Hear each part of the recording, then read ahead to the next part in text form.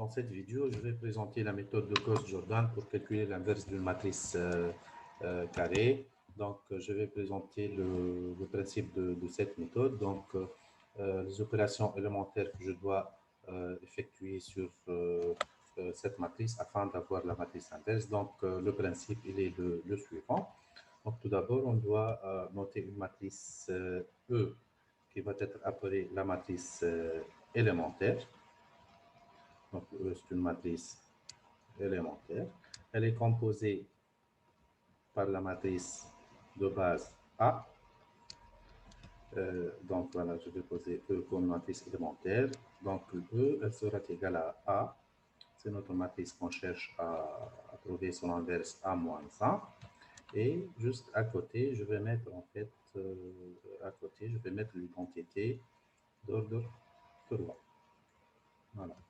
Donc, je vais noter cette matrice, la matrice élémentaire. En fait, je vais effectuer des opérations sur les lignes. Par exemple, si j'avais une matrice d'ordre 3, je vais avoir ligne 1, ligne 2, ligne 3. Je me permets de faire des opérations élémentaires sur l'ensemble de ces lignes. Les opérations élémentaires que je m'autorise afin d'effectuer le calcul, ce sont 3 opérations élémentaires. La première opération, ce sont les combinaisons linéaires entre les lignes.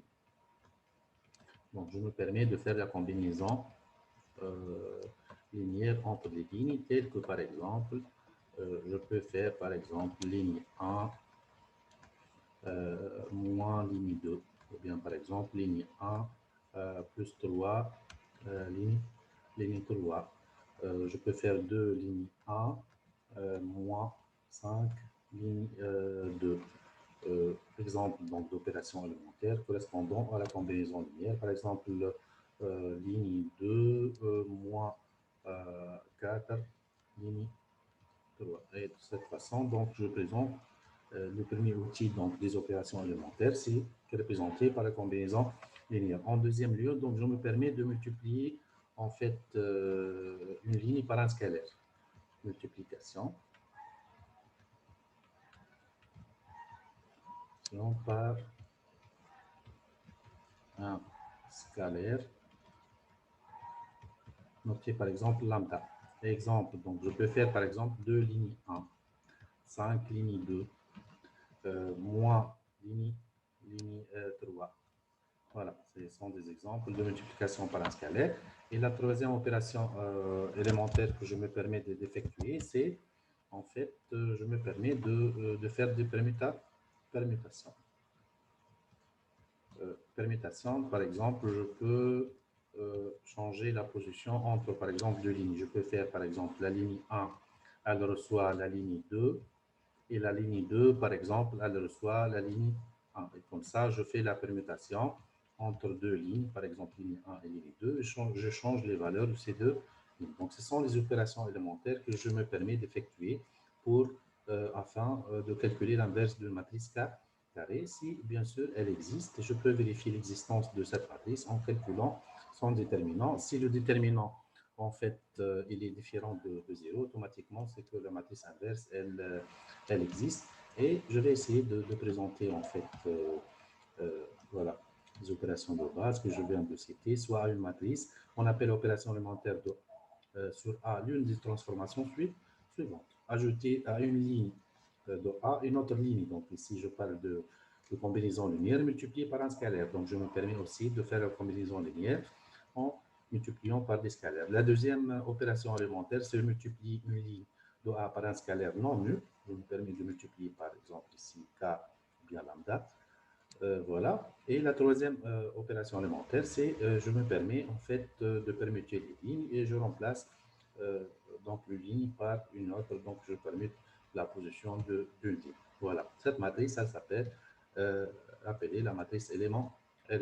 Je vais commencer par l'exemple numéro 1. Donc on cherche à trouver l'inverse de la matrice A si elle existe, telle que A est une matrice carrée notée comme suite. A est égal à cette matrice. Donc, tout d'abord, je dois commencer par calculer le déterminant de A afin de voir si, voilà, déterminant de A afin de voir si la matrice inverse, elle existe ou bien n'existe pas. Je dois prouver que le déterminant, en fait, il est différent de 0. Et je vais essayer d'utiliser la méthode de Gauss en maximisant le nombre de 0. Donc, je vais noter la matrice A comme suite.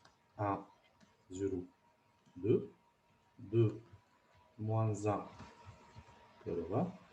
4, 1, 8. Bien sûr, au niveau de la méthode de calcul de déterminant, vous pouvez utiliser n'importe quelle méthode. Donc ici, je vais essayer d'introduire la méthode qui consiste à maximiser le nombre de zéros et à choisir un pivot de base. Donc ici, je vais essayer, par exemple, de choisir cette valeur comme pivot.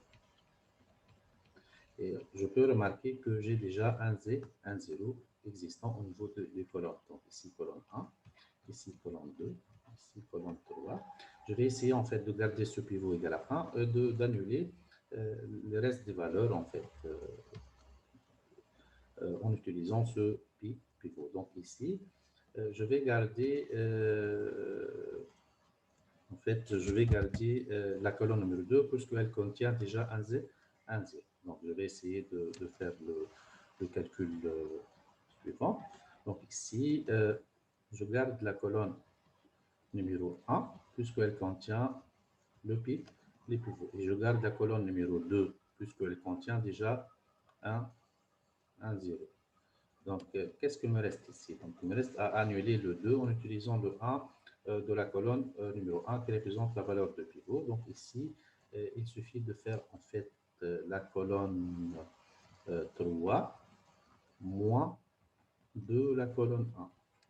Donc, ici, si j'essaie de multiplier la colonne numéro 1 par, voilà, je vais noter en vert donc les valeurs multipliées par 2. Donc, je vais avoir ici 2. Ici, je vais avoir 4. Ici, je vais avoir 8. Je vais faire la différence directement entre la colonne 3 et les valeurs notées en vert. Donc, 2 moins 2, ça va nous donner ici un 0. 3 moins 4, ça va donner moins 1. Et 8 moins 8, ça va donner un 0. Je garde des valeurs en fait de la colonne numéro 1 qui est égale à 1, 2, 4 et les colonnes numéro 2 puisqu'il y avait un 0, donc 0 moins 1 et je vais essayer de voir qu'est-ce que ça va nous donner comme résultat en termes de déterminant. Donc ici, je vais essayer de travailler sur ce pivot-là. Voilà, donc cette valeur-là, il y avait des zéros, donc je peux me débarrasser de la ligne de la colonne. Et je vérifie le signe, donc ici la position de pivot est positive, et je garde le mineur restant, qui est représenté par une matrice, donc d'ordre 2. Donc ici, je vais trouver cette valeur, fois cette valeur, c'est déjà, ça va nous donner un 0. Et en fait, moins, donc cette valeur fois cette valeur, ça va me donner moins 1. J'ai déjà un moins, donc je vais trouver 1. Ici, moins 1. Moins 1, ça va donner 1. Et 1 fois 1, et en fin de compte, je vais trouver un déterminant égal à 1 différent de 0. Je peux conclure que A moins 1 automatiquement existe tel que A fois A moins 1 est égal à en fait l'identité d'ordre 3. Et je vais essayer en fait de vous montrer comment je calcule l'inverse de cette matrice en se basant sur le principe de la méthode voilà, sur le principe de la méthode de pivot de Gauss. Voilà. Donc ici, je vais effacer ces valeurs que j'ai déjà notées. Et je vais écrire en fait la matrice A, voilà, comme suite. Donc ici, je vais essayer d'utiliser la démarche suivante. Donc, je vous rappelle que au niveau de cette matrice, on a noté la matrice E, c'est la matrice élémentaire. Donc ici, je vais noter la matrice, en fait, la matrice E, qui est représentée par la matrice A et la matrice identité. Donc ici, je vais noter une matrice appelée la matrice E est égale à A et juste à côté, l'identité d'ordre total. Voilà. Ici, c'est toute cette matrice-là, ça va représenter la matrice A. Donc ici, je vais noter la matrice A. Elle est représentée en fait par les éléments suivants. Donc ici, je vais noter le 1, le 0, le 2, 2, moins 1, 3 et 4, 1, 8. C'est la matrice A qu'on vient de présenter. Ici, je vais noter l'identité d'ordre 3. Donc l'identité, c'est une matrice qui contient des valeurs 1 sur la diagonale et le reste, ce sont des zéros. Voilà, donc c'est ici que je note voilà, cette matrice. Donc, et toute cette matrice-là, donc ça va représenter la matrice E.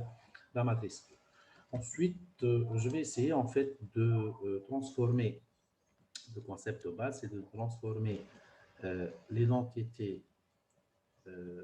voilà, de déplacer l'identité vers de la droite vers la gauche. Et ce que je vais obtenir en fait vers la droite, ça va représenter la matrice inverse A moins 1, bien sûr, en utilisant les opérations élémentaires qui ont été déjà présentées, telles que élémentaires, représentées par combinaison linéaire,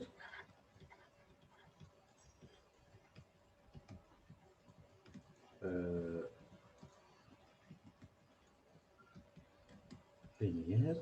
Et je peux me permettre aussi de faire multiplication donc, des lignes par des scalaires. Et je me permets aussi de faire du permutation.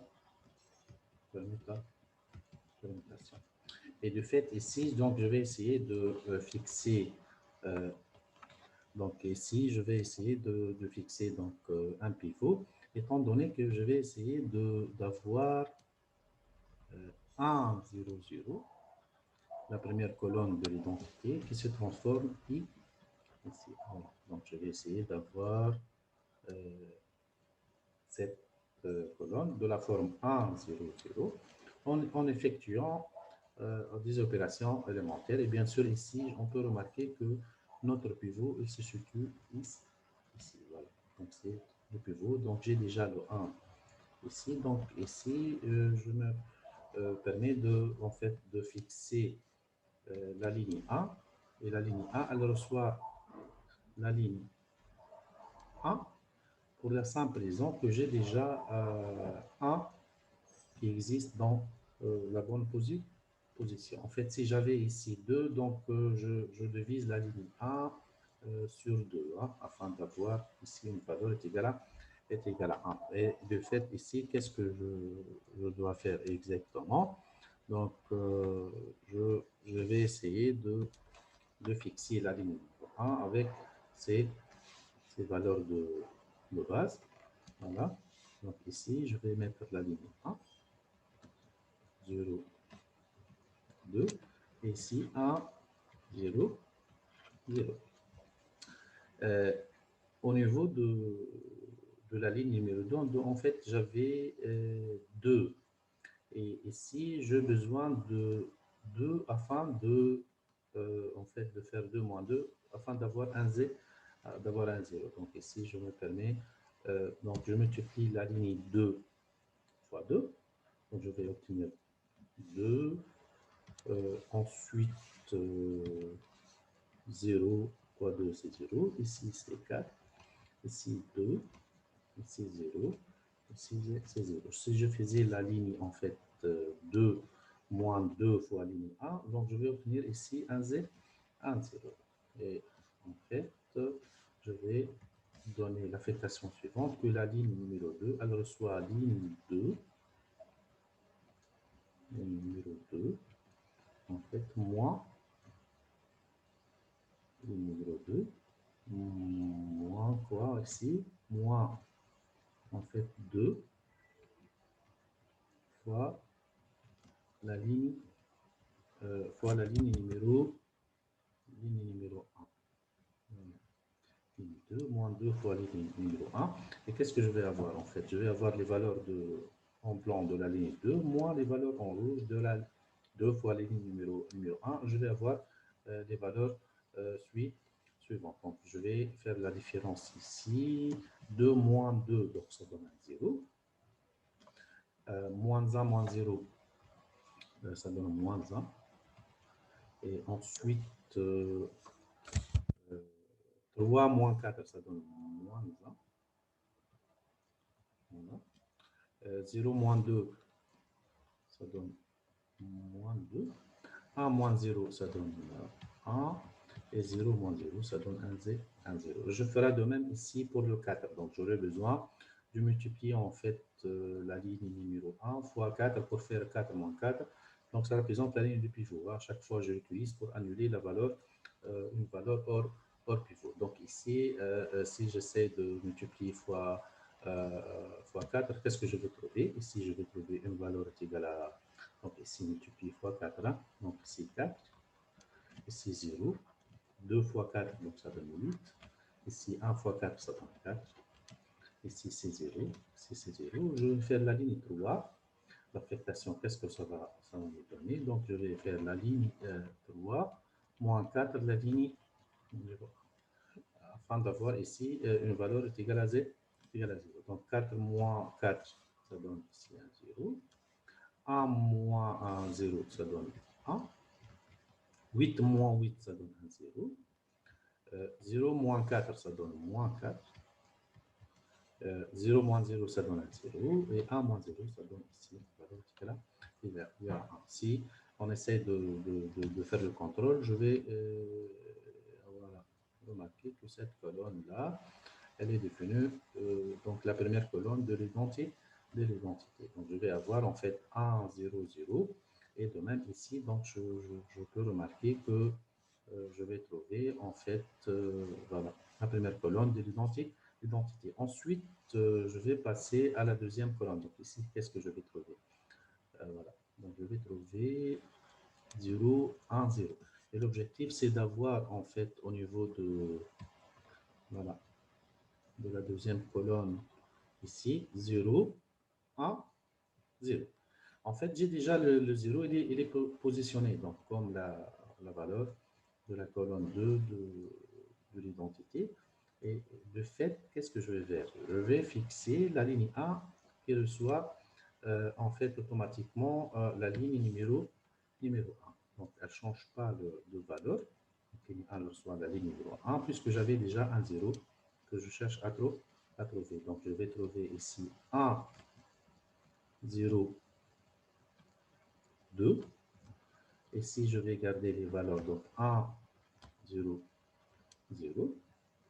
Et en fait, j'ai ici moins 1. Moi, je cherche à avoir 1. Donc, il suffit de multiplier la ligne 2 fois moins 1. Donc, la ligne 2, elle reçoit moins la ligne 2. Donc, il suffit de multiplier toute cette ligne fois moins 1. Qu'est-ce que je vais trouver? 0, 0, 1, 1, 2, moins 1 et 0. Ensuite, en fait, j'ai 1. En fait, j'ai 1, je cherche à la rendre 0 en utilisant ce pivot. Voilà. Donc, il suffit de faire la somme. Donc, ligne 3 plus ligne 2 pour avoir un 0. Donc, ici, je vais faire que ligne 3 elle reçoit ligne 3 plus la ligne 2. Et comme ça, si je faisais la somme, donc ici, intégralement, qu'est-ce que je vais trouver? Donc ici, 0. Ici, 1 plus moins 1, c'est 0. Ici, c'est moins 1. Et 0 plus moins 1, c'est moins 1. Moins 4 plus moins 2, c'est moins 6. Et 0 plus 1, ça donne 1. Et 1 plus 0, ça donne 1. Voilà. Et comme ça, en fait, j'arrive à... voilà. Donc, ici, si j'essaie de faire le deuxième contrôle de la colonne, donc si je regarde la colonne 2 de la matrice élémentaire obtenue, donc cette matrice, voilà, ou bien cette colonne, elle est égale à la colonne 2 de l'identité.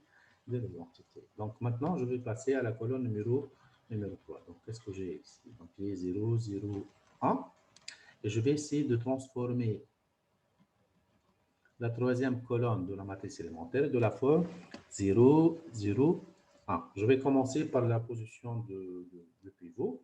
Donc, il va représenter le moins 1. Et je cherche en fait à avoir ici 1. Donc, comme on a fait pour l'étape précédente, il suffit de multiplier la ligne 3 par, en fait, par moins 1. Qu'est-ce que je vais effectuer en fait comme opération? Donc, ligne 3 est égale à moins ligne 3. Donc, je vais trouver ici 0, 0, plutôt ici je vais avoir 1, puisque je multiplie par moins 1. Ici, je vais avoir 6. Ensuite, je vais trouver moins 1 et moins 1. Et comme ça, en fait, j'obtiens la valeur 1 au niveau du pivot que je cherche à trouver. Ensuite, en fait, je cherche à avoir ici 0 en utilisant le moins 1. Donc, si je faisais la somme ligne 2 plus ligne 3, je peux obtenir ici une valeur est égale à 0. Donc, voilà. Donc, l'opération élémentaire que je vais effectuer, c'est je vais faire la ligne 2 plus la ligne 3 intégralement. Donc, si je faisais la somme, ici c'est 0, ici 1, ici c'est 0. 2 plus moins 6, ça va me donner moins 4. Moins 1 plus 1, ça donne 1, 0. Et 0 plus 1, ça donne une valeur est égale à, est égale à 1. Voilà, donc j'arrive à trouver un 0 au niveau de cette position. Donc ici, en fait, j'avais 2. Je vais utiliser le moins 1 pour avoir, pour avoir un 0. Donc, en fait, ici, je vais multiplier la ligne 3 par 2 afin d'avoir moins 2. Et 2 plus moins 2, ça donne un 0. Donc ici, c'est 0, 0, moins 2, moins 12. Et ici, fois 2, donc je vais avoir en fait 2, ici, 2. Ici, j'effectue l'opération la ligne 1 plus 2, la ligne 3, les valeurs. Donc, 2 lignes 3, c'est les valeurs en bleu ici. Et si je faisais la somme ici, donc je vais avoir un 0. Donc, 1 plus 0, ça donne 1. 0 plus 0, ça donne un 0. Et 2 plus moins 2, ça donne un 0. Donc, ici, 1 plus moins 2, ça donne moins 11. 0 plus 2, ça donne 2. Et 0, en fait, 0 plus 2, ça donne 2. Et qu'est-ce qu'on arrive à trouver? On arrive à trouver, en fait, ici que, voilà, on arrive à trouver que la matrice identité, elle se retrouve au niveau de cette phase-là. Voilà. Donc ici, qu'est-ce que j'arrive à trouver? J'arrive à trouver que au niveau de ce stade-là, on va trouver la matrice identité, identité d'ordre en fait 3. Et ce que je vais trouver juste à droite, donc ici c'est l'identité. Ici, j'essaie d'observer la partie A droite, réellement, ça va représenter la matrice inverse qui représente le A moins 1. Voilà. Ici, en fait, juste ici, à titre de vérification, si j'essaie de vérifier, puisque ici c'est A moins 1, si j'essaie de vérifier ici A fois A moins 1, juste pour vérifier que notre calcul est correct, A fois A moins 1 est égal à l'identité d'ordre 3. Est égal à l'identité d'ordre 3 ici. Donc, je vais reprendre la matrice A comme suite. Donc, j'ai cette matrice. Voilà. Et je vais essayer en fait de prendre cette matrice-là, c'est le A, et je vais en fait multiplier cette matrice fois, fois la matrice que je viens de trouver, qui représente le A moins, moins 1. Voilà. Voilà. Je vais changer en fait ces valeurs-là. Voilà, multiplie fois cette matrice. Voilà. Donc, je vais essayer de transformer, de changer ces valeurs là. Voilà, qu'est-ce qu'on a trouvé en fait? On a trouvé les valeurs suivantes. Donc, je vais commencer en fait par noter. Donc, ici, c'est moins 11, 2, 2. Voilà. Ensuite, moins 4, 0, 1. Et 6, moins 1, 1. Voilà. Égal. Et si, voilà, si j'essaie en fait de voir qu'est-ce que ça va nous donner comme résultat. Donc ici, le résultat que je cherche à trouver. Voilà. Donc, je vais supprimer ces valeurs-là. Et je vais essayer de voir qu'est-ce que ça va nous donner comme résultat. Voilà. Donc en fait, je vais obtenir en fait une matrice d'ordre 3 avec 3. Voilà. Je vais appliquer le principe de la multiplication ligne fois. Voilà. Ici, 1 fois moins 11, c'est moins 11. 0 plus moins 4, c'est 0. Et 2 fois 6, c'est 12. 12 moins 11, ça donne une valeur égale à 1. Ensuite, je vais faire ligne 1 fois colonne 2. Ça va me donner 1 fois 2, c'est 2. 0 fois 0, c'est 0. Et 2 fois moins 1, c'est moins 2. 2 moins 2, ça va me donner 1, 0. 1, 0. Voilà. Je vais essayer de faire de même. Ligne 1, colonne 3. Donc, je vais obtenir 2, 0. Voilà, donc je vais essayer de faire. Voilà. Donc, ici, juste moins 1. Hein, parce que j'ai noté si c'est moins 1. Donc, je vais trouver 2. 1 fois 2, c'est 2. 0 fois 1, c'est 0. 2 fois moins 1, c'est moins 2. 2 moins 2, ça donne 1, 0. Ça va donner ici 0. Et je ferai de même. Donc, j'essaie de vérifier. Et 2 fois moins 11, c'est moins 22.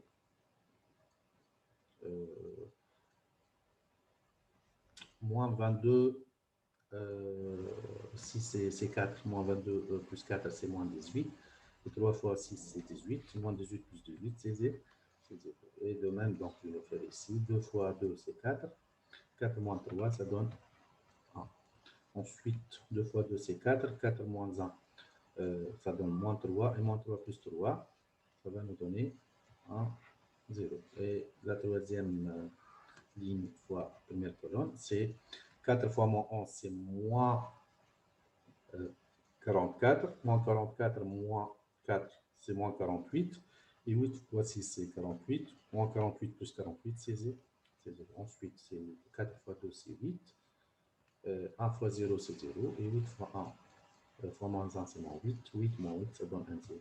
1, 0. Et la dernière opération, c'est que ligne 3 fois colonne 3. 4 fois 2, ça donne 8. 8 plus 1. Voilà. En fait, ici, 8 plus 1, ça donne 9. Ici, 8 plus 1, ça donne 9. 9 moins 8, plus 8 fois moins 1. Et en fait, ça va donner 1 automatiquement. Donc, ça revient à dire que cette matrice-là, elle est correcte. Et cette matrice, elle ne représente que la matrice inverse A moins 1. Et comme ça, en fait, on arrive à utiliser la méthode de Gauss-Jordan ou bien la méthode de Gauss pour le calcul de l'inverse d'une matrice carrée. Donc, je vous rappelle rapidement ce qu'on a utilisé. En fait, il suffit ici de définir une matrice élémentaire E est égale à A. Et juste à droite, donc l'identité, et il suffit d'utiliser les opérations élémentaires suivantes, combinaison linéaire entre les lignes, duplication par un scalaire et les permutations, afin de transformer donc, la matrice élémentaire de la forme, donc ici l'identité, et je transforme l'identité de la droite vers la gauche. Ce que je vais trouver à droite, ça va représenter la matrice inverse A-1. Et on arrive à vérifier que, voilà, que cette matrice, ça représente l'inverse de la matrice A, puisqu'on arrive à faire le produit. On a trouvé l'identité, ici, donc on a trouvé l'identité d'ordre 3, ici, donc 3. Voilà, donc il est fait par, si je résume, donc je prends une matrice E, et E, ça va représenter la matrice A juste à côté l'identité d'ordre 3. Et j'essaie d'appliquer des opérations en élémentaire ici, que je viens de présenter, opération élémentaire, et afin de, voilà, de trouver l'identité d'ordre 3 qui se transforme vers la gauche, et la droite, ça va représenter la matrice inverse moins 1, et comme ça, donc on obtient l'inverse, voilà, tel que je dois effectuer 3 opérations, 1, 2, 3, les opérations permises en termes des opérations élémentaires, combinaison linéaire.